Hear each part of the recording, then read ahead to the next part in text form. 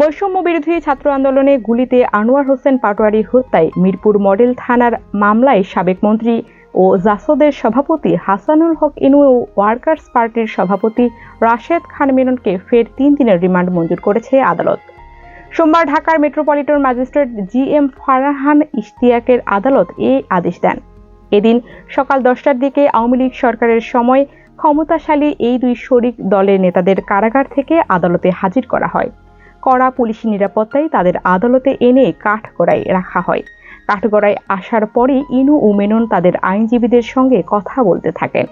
এরই মধ্যে তাদের বিরুদ্ধে আনোয়ার হোসেন পাটোয়ারী হত্যায় মিরপুর মডেল থানার মামলার তদন্ত কর্মকর্তা CIDর পরিদর্শক নাসির উদ্দিন সরকার তাদের 5 দিনের রিমান্ড আবেদন করেন।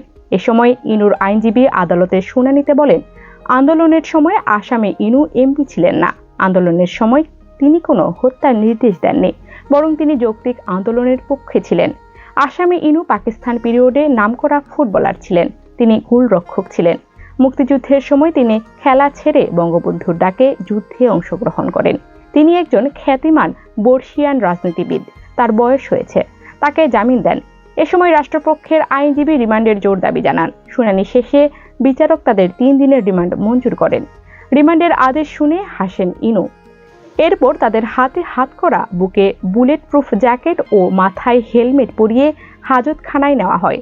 নিয়ে যাবার সময় সাবেক তথ্যমন্ত্রী হাসানুল হক ইনুকে সাংবাদিকেরা প্রশ্ন করেন, তিনি কি খেলোয়াড় ছিলেন? এর উত্তরে তিনি বলেন, কি আর বলবো, জেলাও সেই কদু।